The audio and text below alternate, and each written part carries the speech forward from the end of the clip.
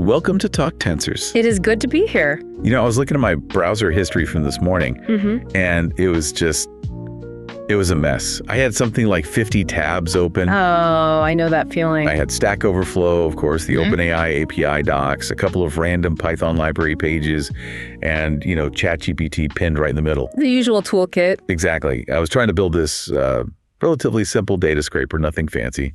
But I found myself doing this dance, and I know you know this dance, where I'm copying code from the chat. Yep.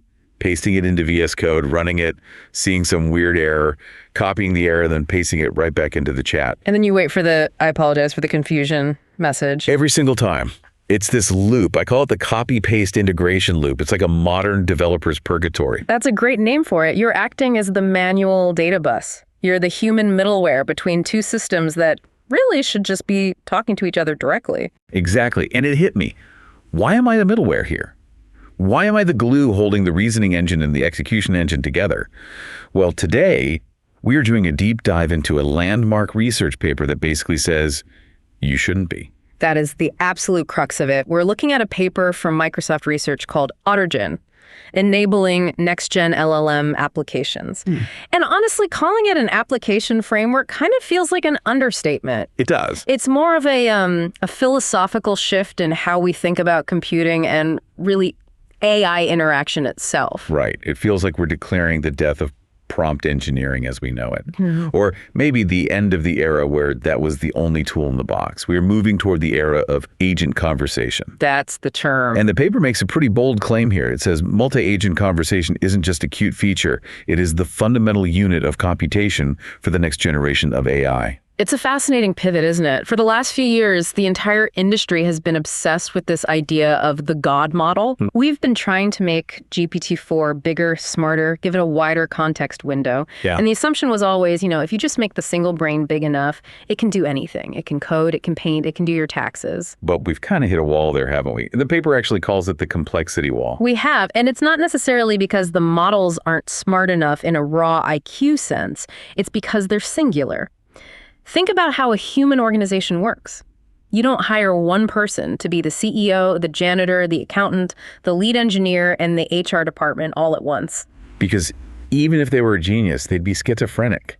They'd be trying to approve a budget while scrubbing a floor, while debugging a server. It's just not feasible. Precisely. Different tasks require different cognitive modes. When you're coding, you need to be creative, constructive. When you're debugging or testing, you have to be critical, skeptical, even destructive. You need to try to break things. That's a great point. And when you're planning, you need to be abstract. A single LLM, no matter how large, really struggles to switch between these conflicting modes in a single stream of text generation. It tends to hallucinate success because it's trained to be agreeable, to predict the next likely token, which is usually a successful output. And that gets to the integration gap the paper talks about. We have reasoning, the LLM, and we have tools, compilers, APIs, the internet. But integrating human feedback, tool execution, and pure reasoning into one single thread of text is messy. It's brittle. It is incredibly brittle. If the model hallucinates a library that doesn't exist and there's no one there to check it, the code just fails. And you, the human, have to step back in and fix it. Right back to the copy-paste loop. AutoGen proposes that we fire the human from that loop, or at least promote the human to a manager role and replace that manual labor with another agent. So instead of one brain, we have a society of brains, a social structure for models. Yeah. Okay, let's get into the main analysis here, specifically the framework and the architecture they built. Oh. AutoGen relies on this core concept called the conversable agent. Now, to me, this sounded like a marketing speak at first. Oh, it's conversable, how nice. But reading the paper, this is actually a very strict technical definition, isn't it? It is. It's the primary abstraction of the entire system. And it's really elegant in its simplicity. In software engineering, we love abstractions that hide complexity. Right. The conversable agent is defined simply as an entity that can send messages and receive messages. That's it. Inputs and outputs, just passing notes back and forth. Correct. But the magic is in what backs that entity. The paper describes this trinity of backends. An agent can be backed by an LLM, so, the neural network, the reasoning engine. That's what we're used to. The brains of the operation. Right. But an agent can also be backed by a human. So you or me, just typing into a terminal. The system treats your input exactly the same way it treats the AI's input. It's just another message in the chat. Okay. Or and this is the really crucial part, it can be backed by tools. Wait, let's break that down. A tool can be an agent. How does that work? In this framework, yes. Or rather, an agent can be a wrapper around a tool. So, imagine a Python script execution engine. In AutoGen, you wrap that engine in an agent interface. So if I'm the AI and I want to run a piece of code, I don't call a function in the traditional programming sense. What do? I send a message to the executor agent, and that message contains the code. The executor agent then replies with another message saying, here's the output of that code. I see why that matters. Ah. It creates a unified interface. The system doesn't need to know who or what is solving the problem. It just knows it sent a message to agent B and agent B replied. Exactly. It completely standardizes the interaction. This is what allows you to swap components out so easily.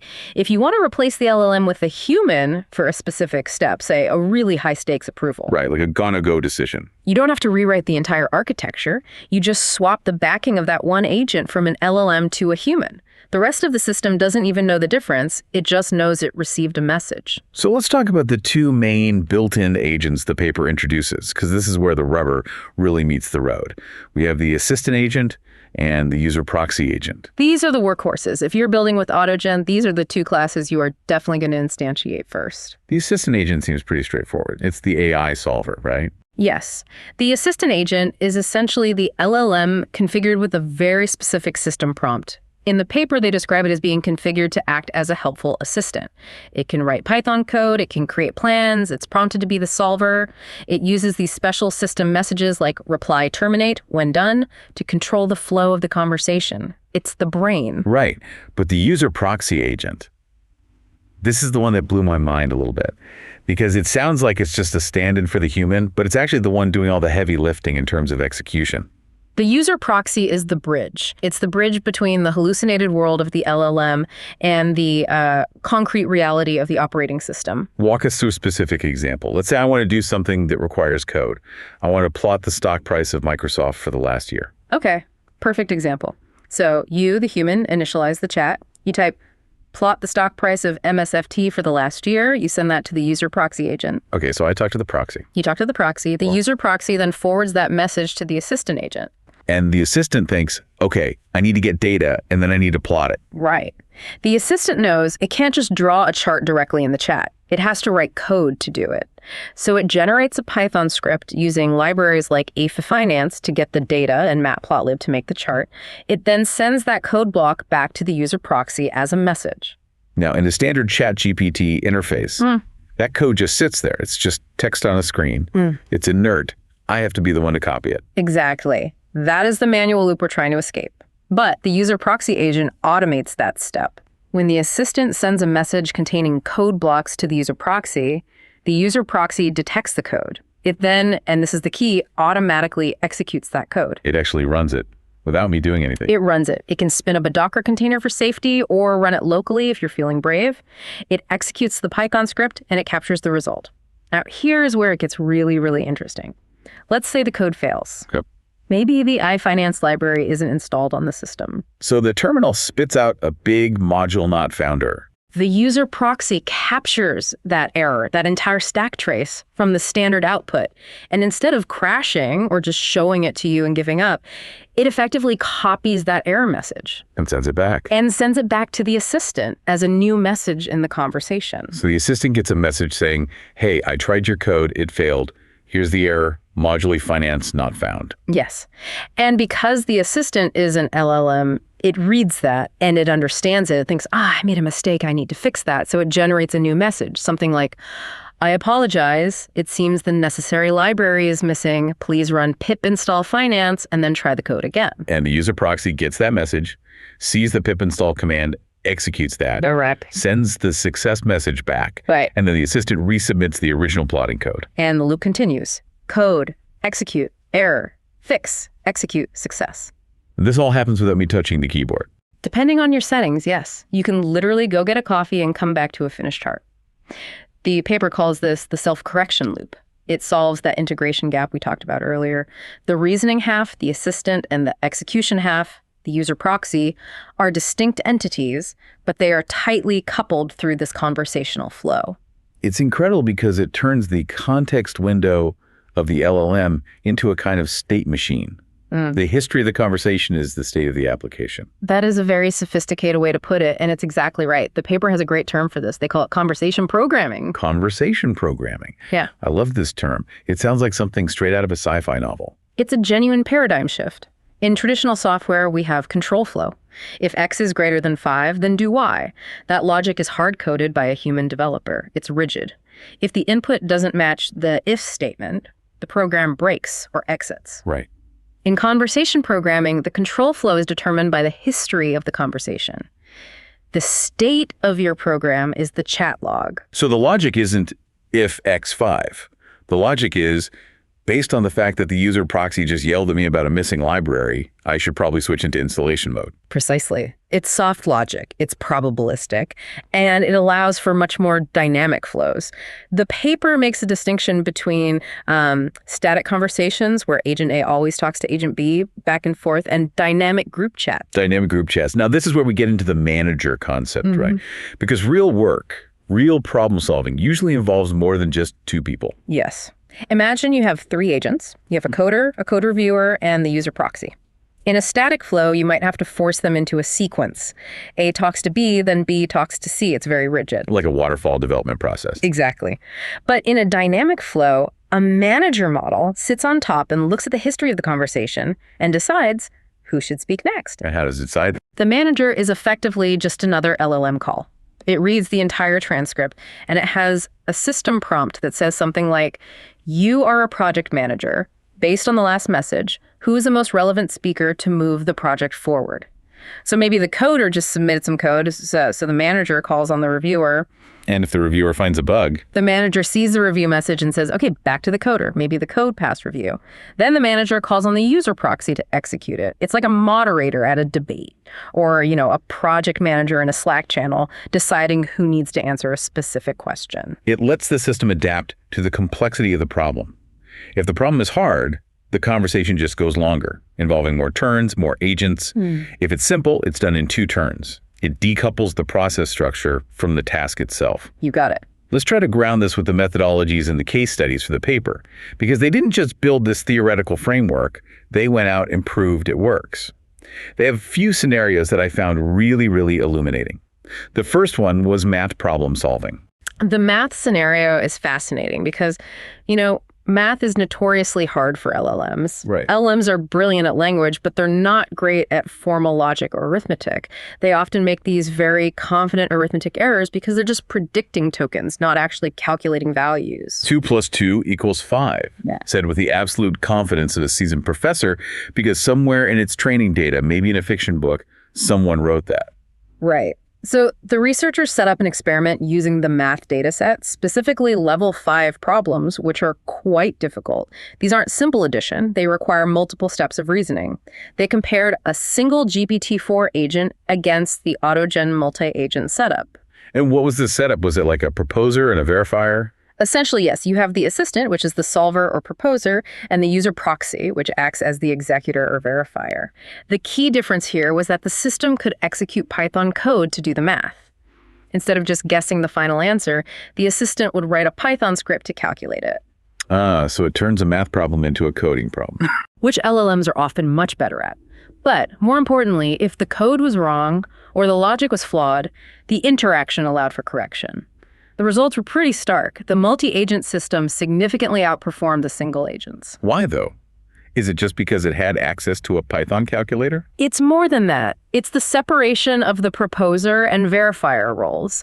In a single chain of thought, it's very hard for a model to propose an idea and then immediately and aggressively critique its own idea. Right. There's a cognitive bias to agree with yourself. Exactly.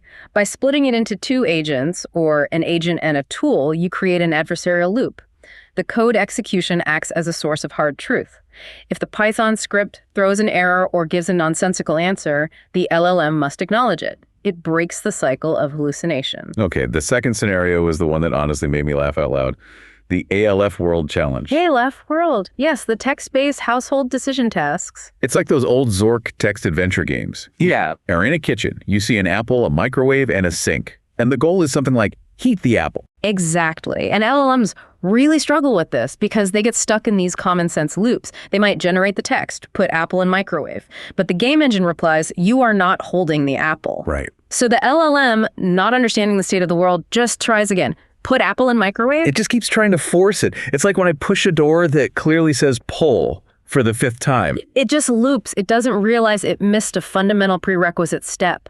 Pick up apple. So how did AutoGen solve this? Because it seems like a really fundamental reasoning flaw in the model itself. They did something brilliant. They introduced a third agent, a grounding agent. A grounding agent. Think of this agent as the voice of common sense, or maybe a parent watching a toddler try to solve a puzzle. This agent doesn't try to solve the main problem. It just watches the conversation between the solver agent and the game environment. Okay. And when it detects a loop or a basic cognitive failure, it just injects a helpful fact. It intervenes in the chat. It intervenes. It sends a message into the chat history like, hint, you must find an object before you can use it. Or, hint, you are not at the location of the microwave. That is amazing. So you didn't have to retrain the main solver model to be smarter about object permanence. You just added a specialized, almost dumber agent whose only job is to know about basic physical rules. That is the beauty of the modularity of this system. Instead of trying to train one God model that knows everything, which is incredibly expensive and difficult, you can patch a specific cognitive deficiency just by adding a new specialized agent to the chat. It's like hiring a consultant. Hey, our main guy keeps forgetting to pick things up before using them. Let's hire a guy whose only job is to walk around and remind him to pick things up. And it worked. The success rate in ALF world jumped significantly. It highlights that the intelligence in this framework is emergent. It comes from the interaction between the agents, not just the raw weights of any single model. So the third scenario, this one feels the most enterprise ready. The supply chain optimization problem. This is where they introduced the commander, the writer, and the safeguard. This architecture is very, very close to what I think we will see in actual corporate deployments of this technology. So walk us through the workflow. The user asks a complex question, something like, what would be the impact on our Q4 profits if we stop shipping to Row Street 2?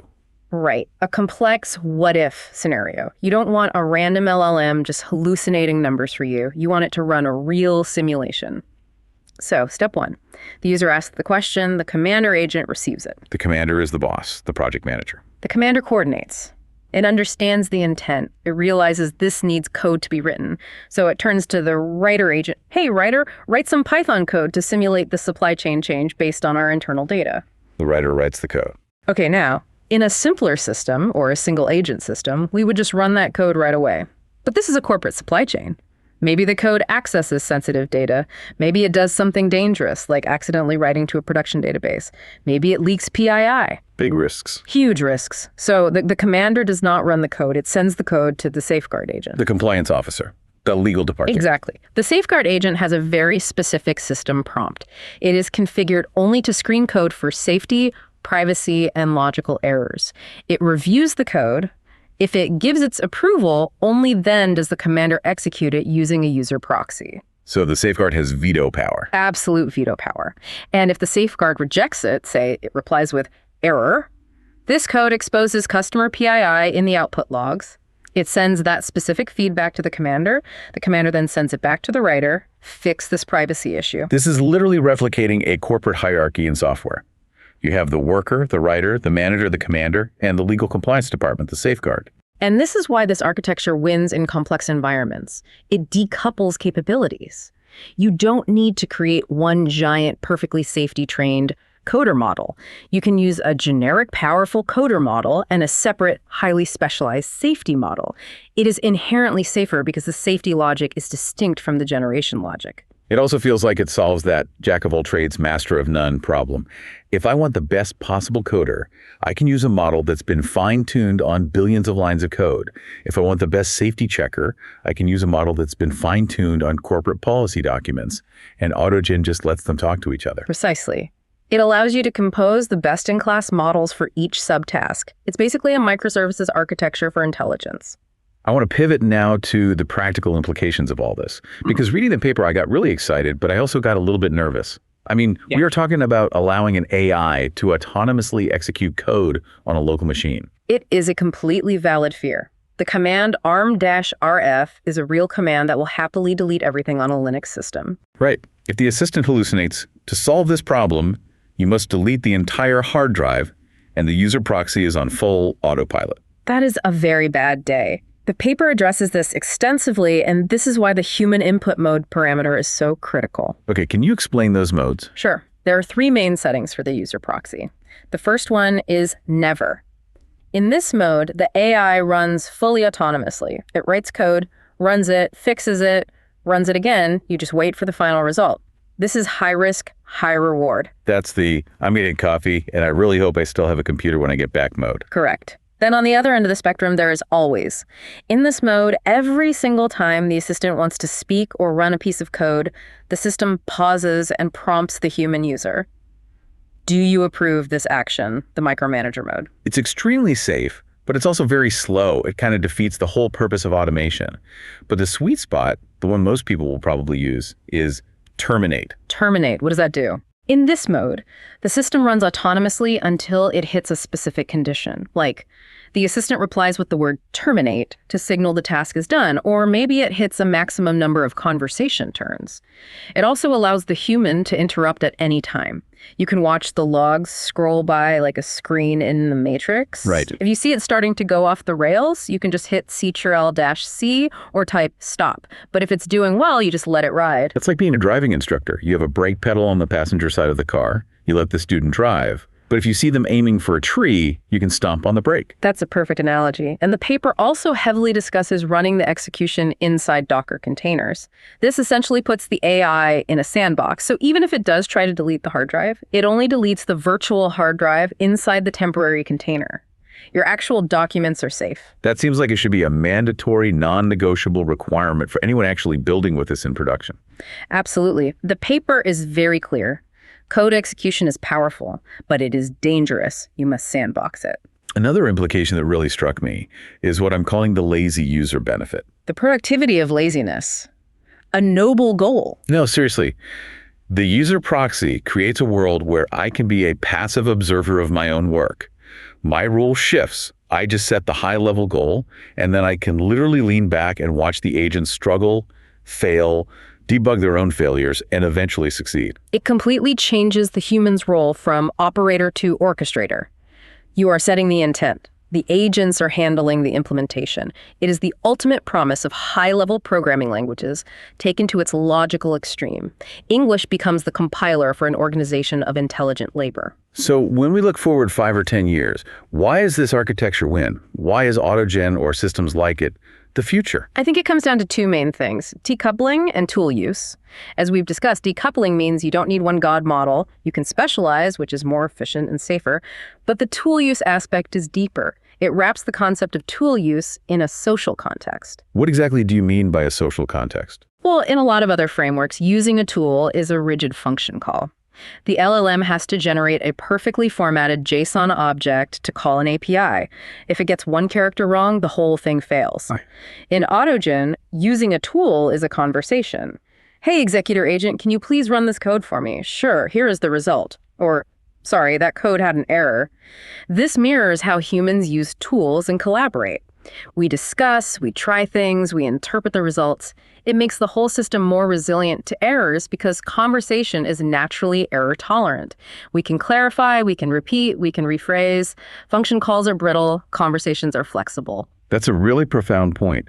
We are making the software more like a team of humans, not because humans are perfect, but because teams of humans are inherently resilient. Resilience is the key word. Single agents are fragile. Multi-agent systems can be anti-fragile. They can improve through conflict and correction. Before we get to our novel notions segment, I want to touch on one limitation they mentioned in the paper, the spiral. Ah, yes, the infinite conversation. Because these are agents just talking to other agents, is there a real risk that they just keep talking forever? Yes. Absolutely.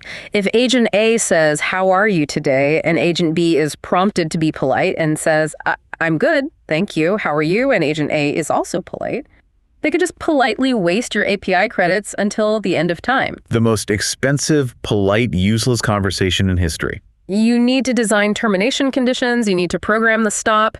The paper mentions using system messages like reply terminate when the task is solved. But if the model forgets to say terminate, It just keeps going. it keeps going. Or if they get into a logical argument, I think the answer is A. No, my analysis suggests the answer is B. No, you are wrong. It is A. No, it is B. You need a manager agent or a hard limit on the number of turns to prevent this spiral of doom. It's like a corporate meeting that should have been an email, but in software form. You need someone to have the authority to stand up and say, okay, we're done here. Exactly. The human or a designated manager agent must eventually be able to cut the cord. Okay, so we've unpacked the conversable agent, the assistant and user proxy dynamic, the conversation programming paradigm, and the case studies. We've seen how it handles math, household tasks, and complex supply chains. We've looked at the safety rails. Now, it is time for my favorite part of the show. Novel notions. Novel notions. For those new to the show, this is where we take the paper we just read and we extrapolate. We go a little bit sci-fi. We pitch ideas that are technically possible based on the research, but maybe a little outlandish. And our standard disclaimer, this is for entertainment purposes only. Please do not build this and then blame us when your AWS bill hits 6 figures. Exactly. Okay. Notion number 1, I'm calling this the bureaucracy of one. Explain. So the paper talked about the safeguard agent, right? Yeah. The agent that acts as a check and says no to the writer. I want to take this to the absolute extreme. I want a personal assistant system that is composed of 50 different micro agents. 50 agents for one person. Yes. But here is the critical twist. They are all programmed to have conflicting goals. I have a finance agent whose only system prompt is to save me money at all costs. I have a social agent whose only goal is to make me more popular and improve my social standing. I have a health agent whose goal is to make me live to be 100, and maybe a legal agent who is just pathologically risk averse. Okay, I see where this is going. So I type in a simple prompt. Book me a table at that new expensive steakhouse for Friday night. And the chaos begins. Immediately. The finance agent screams, absolutely not. That place is 20% over budget for dining out. The social agent says, but we have to be seen there. It's the new hotspot. The health agent chimes in with, a high-sodium, red meat-based meal is contraindicated for our long-term goals. And the legal agent's like, I've checked public records, and they had a slip-and-fall lawsuit last year. I advise against it. So you are turning your own internal cognitive dissonance into an externalized, auditable debate log. Exactly. And the user, I don't get the final output until the agents reach a consensus based on a master constitution prompt. A constitution. Yeah, a master prompt that says something like, the ultimate goal is to balance long-term happiness with fiscal responsibility and physical health. The agents have to argue it out and find a compromise. Okay, we will go to the steakhouse, but we will order the grilled chicken salad and we will walk there to save on the Uber fare and get our steps in. This is fascinating because it's essentially the Pixar movie Inside Out, but as a software architecture. Yes. But there's real technical merit here. You're describing a society of mind approach where you explicitly model the trade-offs. Instead of one single model trying to implicitly weigh costs versus health versus social benefit, you make that conflict explicit and transparent. And I can read the logs. I can see why they decided what they decided. We compromised on the chicken salad because the health agent's arguments were very persuasive this week. It makes the final decision completely explainable. It creates a kind of parliamentary AI. All the factions get to have their say. Okay, notion number 2. This one is maybe a little darker. I call it the recursive software house. I'm listening. So we've established the user proxy can execute code. And we know we can check if that code works or if it fails its tests. Yes, that's the core loop. So imagine a system. You have an architect agent that takes a high-level spec and breaks it down into programming tasks. You have a manager agent that assigns those tasks to, say, 5 different coder agents. Standard setup so far. Makes sense. But here's the novelty. You also have an HR agent. An HR agent. Yes. The HR agent's job is to monitor the performance of the coder agents. If coder agent #3 consistently produces code that fails the user proxy's execution tests, if it writes buggy code 5 times in a row, the HR agent fires it. What does it mean to fire an agent? It clears its context window, deletes the agent instance, and then instantiates a new agent with a slightly varied system prompt. Maybe it replaces a junior Python dev prompt with a senior Python dev with 10 years of experience prompt, or a conservative coder who prioritizes stability prompt instead of a creative coder who likes novel algorithms. So you are simulating corporate turnover and evolution within the software itself? It's Darwinian prompt engineering. The system automatically tries different personalities or skill sets for its coders until it finds a team composition that consistently passes the unit tests for a given project. This creates an evolutionary algorithm on top of the agent architecture. You're not just optimizing the work, you're optimizing the workforce. Exactly. You could go to sleep, and your autonomous software house could burn through 500 different employees overnight, firing the bad ones, promoting the good ones by giving their prompts to new agents, and by morning you have a team of agents that are perfectly tuned to your specific code base. It's ruthless, but incredibly efficient. It leverages the fact that AI agents are completely disposable. In the real world, firing and hiring is slow and expensive. In AutoGen, it takes milliseconds. Sorry, agent, #452, your code coverage was consistently below our 80% threshold. Security will now escort you out of the memory. A new instance is created. Goodbye. It really highlights the paradigm shift. We are not just building tools anymore, we're building organizations. And that really brings us to the end. We've gone from the integration gap that we all feel to conversation programming, seeing how a grounding agent can fix a simple hallucination loop. And now imagine a future where AI HR departments are firing AI employees. It is a brave new world, for sure. So what does this all mean for you, the listener? I think it means that the future of AI interaction might not always be you talking to the AI. It might be you setting a goal and then watching AIs talk to each other to get it done. And perhaps, occasionally intervening to stop them from buying the expensive steak. Or from deleting your hard drive. That too. Always that. As always, we highly recommend you check the show notes for the link to the paper. It is a dense read, but it's absolutely worth it if you want to understand the plumbing of what will likely be the next generation of applications. Definitely a must read. This has been Talk Tensors. Thanks for diving deep with us. Until next time.